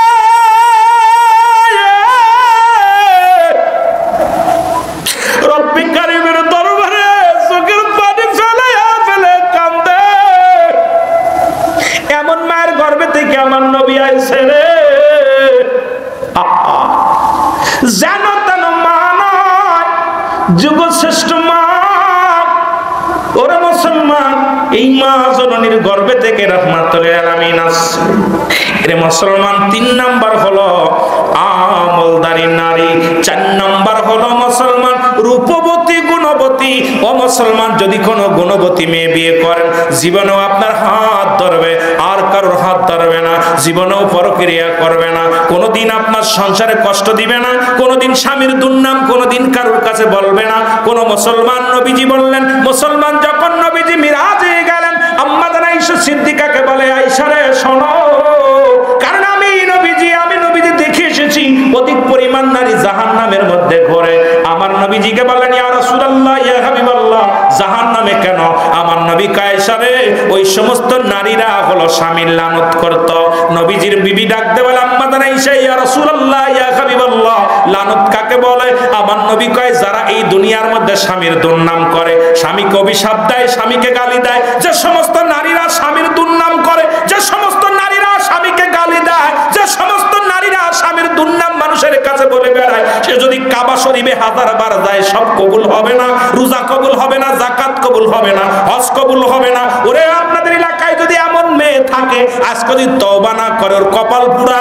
স্বামীর পায়ে মুসলমান, স্বামীর প্রতি অকৃতজ্ঞতা যারা স্বীকার করে, এর মতো কপাল পুরা মায়া মানুষ আর জগতের মধ্যে নাই। ধরে বলেন ঠিক কিনা? কত আছে, কত শেষ করা যায় নাকি? এই 2-4 ঘন্টায় কি শেষ করা সম্ভব? ও মুসলমান শোনো, যুবক তেলের কান্ডা লাগা শোনো। এই জন্য যদি কোনো গুণবতী রূপবতী মেয়ে হয়, দেখতে সুন্দর নাই, তার ভিতরে গুণ আছে, সে কোনোদিন স্বামীর মুখটা হাসাবে না, বাবার মুখটা হাসাবে না, ভাইয়ের মুখটা হাসাবে না। স্বামী দাঁতে কামড় দিয়ে পড়ে থাকবে, জীবনে জৈবনে চিন্তা করবে না, চিন্তা করবে আদর্শ, চিন্তা করবে মুসলমান সমাজের, চিন্তা করবে আব্বা মার মুখের দিকে তাকায়, আল্লাহ আমি যদি অন্যর হাত ধরে চলে যায়, আমার আব্বা কষ্ট পাবে, মা কষ্ট পাবে, আমার স্বামী আমার শ্বশুর শাশুড়ি অপমানিত হবে, ও জীবন ভরে কষ্ট করবে, জীবনেও কষ্টের কথা কাউকে বলবে না। এই জন্য আদর্শবান মুসলমান গুণবতী রূপবতী মেয়ে বিয়ে করবা।